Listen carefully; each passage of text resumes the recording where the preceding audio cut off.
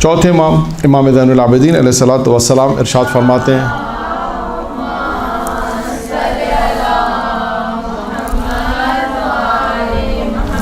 کہ مومن کی 5 نشانیاں ہیں.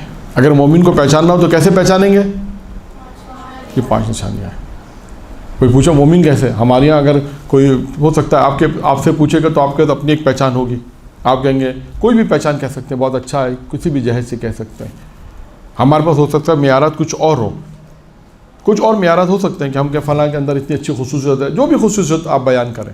لیکن دیکھیں چوتھے امام مومن کی نشانیاں بیان کر رہے ہیں. مومن کو پرکھنا ہے، نشانیاں یعنی علامت.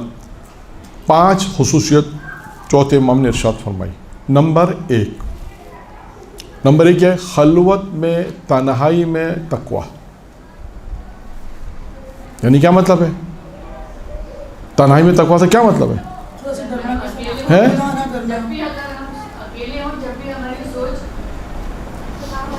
نہیں اکیلے ہو تو پھر کیا ہے؟ ہاں یعنی اس کی کوئی مثال دیں میری، تاکہ مجھے پتہ چلے آپ میری بات کتنی سمجھ رہی ہیں، مجھے یہ بھی تو پتہ چلے. سر وہ گناہ جو ہم کسی کے سامنے نہیں کرنا چاہتے تو وہ گناہ تنہائی میں بھی نہ کریں. ہاں خوف خدا، یعنی تنہائی میں تقوی سے مراد کیا ہے کہ بہت خدا نخواستہ آپ کو یہ خوف ہو کہ خدا ابھی مجھے تنہائی میں بھی دیکھ رہا ہے. یہ خوف خدا، یعنی پتہ ہے کہ کوئی نہیں دیکھ رہا، کوئی نہیں دیکھ رہا. انسان کو اختیار ہے، قدرت بھی گناہ کرنے کی.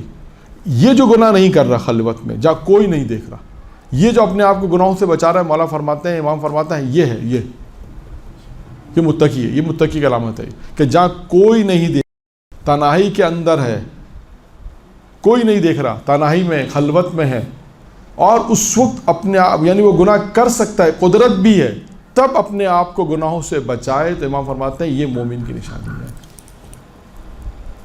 اب خدا نخواستہ اب آپ اس کی مثال لیں، کچھ لوگ ایسے ہیں جو کھلم کھلا گناہ کر رہے ہیں. کھلم کھلا کی بہت سے گناہوں کی مثال آپ کے سامنے موجود ہے. تو کون سا تقویٰ ہے؟ یعنی تقویٰ کی مثال کی تھی. متقی تقویٰ کون ہے؟ جو خلوت میں اپنے آپ کو، اگر یہ دیکھیں خلوت میں اپنے آپ کو گناہوں سے بچائے. امام نے معیار دیا ہے، معیار دیا، ایک پیمانہ دیا، پیمائش دی کہ اگر وہ دیکھو اگر خلوت میں یہاں تمام امکانات موجود ہیں. کتنے ایسے واقعات ہیں، نہ محرم کے واقعات پہلے بھی پڑھے، ہم نے بھی پڑھے اور بھی آپ نے اہل منبر سے سنے ہوں گے. کتنے ایسے واقعات ہیں کہ جہاں پر گناہ کرنے کا امکان موجود تھا، کوئی دیکھنے والا نہیں تھا، اور وہاں پر اپنے آپ کو گناہوں سے بچایا. پھر اس کے بعد اس کے اندر قدرتیں بھی پیدا کی، خدا نے اس کے اندر کرامت بھی پیدا کر دی. یہ بھی میں آپ کو بتا دوں، اگر ایسا کریں گے، یہ روایت میں نہیں ہے لیکن اس سے بڑھ کے ایک چیز میں بتا رہا ہوں، ان واقعات کی روشنی میں جو تاریخ میں موجود ہیں کہ جن لوگوں نے اپنے آپ کو گناہوں سے بچایا تنہائی کے اندر، تو اللہ نے اس گناہ کے عوض میں جو انہوں نے اپنے آپ کو بچایا اس کے اندر کرامت پیدا کر دی، اس کی دعا قبول ہونے لگی. کتنے واقعات ہیں. ایک واقعہ ہے اور بھی ہے، مصر کا ایک شخص تھا جو آگ، بھٹی کے اندر جو آگ ہوتی ہے اس میں لوہا گرم کرتے ہیں. تو وہ آپ نے دیکھا ہوگا بھٹی کے اندر جو لوہا گرم ہوتا ہے اس کو لوگ ایک جسے کہتے ہیں کسی دوسرے لوہے کے ذریعے سے، چمٹے کے ذریعے سے باہر نکالتے ہیں نا. گرم لوہا تو نہیں پکڑ سکتے، وہ گرم لوہا ہاتھ سے نکالتا تھا. ہاں آیت اللہ دست غیب نے اپنی کتاب گناہ کبیرہ میں غالباً یا دوسری کتاب میں ہے، آیت اللہ دست غیب نے اپنی کتاب میں اس واقعے کو نقل کیا، اور بھی کئی لوگوں نے بھی اس واقعے کو نقل کیا ہے. لیکن کیا تھا وہ واقعہ؟ کیا ہے دیکھیں، یہ صلاحیت آئی کہاں سے؟ ایک سوال ہے. جب انسان اپنے آپ کو گناہوں سے بچائے گا، اور یہ شخص کے اندر صلاحیت آئی اس طرح کہ ایک خاتون اس کے پاس آئی تھی، مانگنے کے لیے آئی. اس نے کہا کہ آپ برا فعل میرے ساتھ انجام دو، فعل کبھی انجام دو. اس نے کہا نہیں بچے ہیں، یہ وہ خلاصے کہ اس نے منع کر دیا. چلے گی، دوبارہ آئی، پھر ایک مقام پہ گئے، سب خلاصے کی تمام چیزیں، تمام امکانات فراہم تھے. اب دیکھیں اس خاتون نے اس مرد کی ہدایت کا سبب بھی وہ بنی، یہ بھی میں بتاؤں. اور ایک نہیں، تاریخ میں کئی ایسے واقعات ہیں کہ جہاں پر وہ نیک تھی، اپنے آپ کو گناہوں سے بچایا، جس کے نتیجے میں اس کے اندر اس نے تو بچایا، دوسرے کو جو سبب بنے. دیکھیں ہادیہ جو خدا نے کہا نا، ہم ہدایت کے جو سبب ہے، اس میں ایک دوسرے انسانوں کو بھی ہادی بنائے تاکہ ایک دوسرے سے ہدایت حاصل کریں. اور یہی ہوا کہ جب اس خاتون نے کہا کہ خدا دیکھ رہا ہے، خوف خدا ہے، اس نے کہا کہ دروازے بند کر. کیوں دروازے بند کر؟ جب خدا دیکھ رہا ہے تو کیا ہے؟ صرف ایک جملہ کا ایک جملہ کا، اس کے ایک جملے سے اس کا دل پلٹ گیا، اور اس نے کہا اگر خدا تم یہ گناہ سے پرہیز کرو، دوری اختیار کرو تو پروردگار، میں سیدانی ہوں، اور دعا دی کہ خدا تمہارے اوپر دنیا اور آخرت کی آگ کو اثر نہیں کرے گا. اور یہی ہوا، اس نے اپنے آپ کو خلوت میں گناہ سے بچایا، اور جس کا سبب کیا ہوا کہ میں نے کہا نا کہ اس روایت میں نہیں ہے لیکن دیگر روایتوں میں ہے یہ بات کہ گناہوں سے انسان اپنے آپ کو بچائے. یہ ایک گناہ، ایسے کئی گناہ ہوں گے کہ انسان اپنے آپ کو بچائے گا تو اس کے اندر کرامت کیسے پیدا ہوتی ہے. ابن شیرین کا واقعہ ہے کہ جو خواب کی تعبیر کرتا تھا، اس کا بھی یہی واقعہ سیم اسی طرح ہی ہے کہ اپنے آپ کو گناہوں سے بچایا، خواب کی تعبیر مل گئی.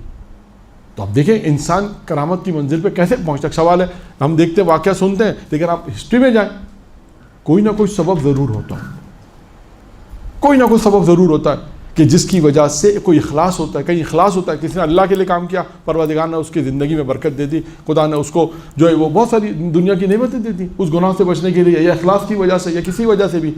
یہاں پر ہے کہ خلوت میں اب سمجھ میں آتا ہے کہ یہ خلوت میں انسان اگر اپنے آپ کو گناہ سے بچائے تو تقویٰ کی نشانی یہ امام فرماتے ہیں. اب اس لیے اس بات کو مجھے وضاحت کرنی پڑی کہ وہ ممکن ہے شاید صرف اتنا کہہ دیا جاتا تقویٰ کے تقویٰ مومن کی علامت کیا ہے، خلوت میں اگر اپنے آپ کو گناہوں سے بچائے تقویٰ کی علامت ہے. لیکن اس کو سمجھانے کے لیے اس کے لیے میں نے آپ کے لیے ایک واقعہ پیش کیا، اور ایسے کئی واقعات ہیں کہ جہاں انسان اپنے آپ کو خلوت میں اگر بچائے گا گناہوں سے تو یہ تقویٰ کی علامت ہے. چوتھے امام نے پہلی چیز بیان کی. پہلی چیز کیا ہو گئی؟ تقویٰ خلوت میں، یعنی تنہائی میں انسان گناہ کر سکتا ہو اور گناہ نہ کرے. نمبر 1. نمبر 2، صدقہ دے غربت کی حالت میں، تنگ دستی کی حالت میں، مدد کرے جب ہمارے پاس نہیں ہے. لیکن آج یہاں پہ دیکھیں اکثر اگر آپ کسی بات نہیں ہوگا آپ کے صدقہ تو کہیں گے مولانا ہمارے پاس نہیں، ہم کہاں سے صدقہ دیں. اور نہج بلاغہ میں کلمات کسان میں امیر مومنین ایک جملہ ہے کہ صدقہ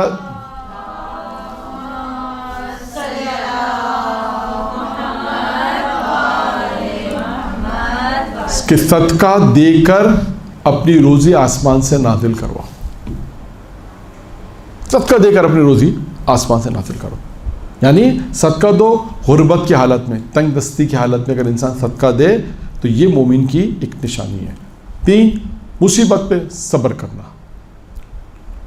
مختلف جیسے مصیبتیں اگر انسان پر آتی ہیں تو انسان مصیبتوں پہ صبر کرے. نمبر 4، بردباری، یعنی انسان تحمل کرے. کب؟ غضب کے حالات میں. جب انسان غصے آئے تو اس وقت انسان کو جو تحمل ہے یہ بردباری کہتے ہیں. تحمل کرنا، غصے کے وقت تحمل سے کام لینا، یہ مومن کی نشانی ہے. خدا نہ خاصا ایسا نہیں کہ غصے میں آ کے انسان کوئی غلط کام کر بیٹھے، غصے میں آ کے کسی کو کچھ کہہ دیا، ایسا ہوتا ہے. بہرحال خدا سب کو توفیق دے کہ چوتھے امام کی روایت ہے، جتنی روایت ہم نے پڑھی خدا اس پہ ہمیں عمل کرنے کی توفیق دے. کیونکہ یہ سب چیزیں میں نے عرض کیا، ہمیشہ میں نے جب بھی یہاں پہ لیکچر دیے کہیں پر بھی، اور ایک بات کہتا ہوں کہ پریکٹیکل لائف میں اصل انسان کی زندگی کا پتہ چلتا ہے کہ وہاں پر اگر کسی نے اس کے ساتھ کوئی ایسی بات کہ انسان کو غصہ آ گیا تو انسان غصے میں کہہ دیتا ہے. مومن کی نشانی کیا ہے؟ تحمل کرنا، حلم، بردباری، یہ تمام چیزیں جو انسان تحمل کرے. اور 5واں اور آخری نقطہ ہے، اس روایت کو مکمل کر دیتے ہیں. سچ بولے کب؟ حالت خوف میں لکھا ہے. حالت خوف سے کیا مراد ہے؟ بعض روایتوں نے اس کی تشریح کی ہے کہ ایسا سچ جو انسان کو نقصان پہنچانے والا. خوف ہے مجھے نقصان کا، حالت نقصان میں مجھے پتا ہے کہ میں سچ بولوں گا تو مجھے نقصان ہو جائے. امام فرماتے ہیں یہاں پہ سچ بولو حالت خوف میں. تو اب 5ویں چیز کیا بنی؟ سچ بولنا ہے حالت خوف کے اندر.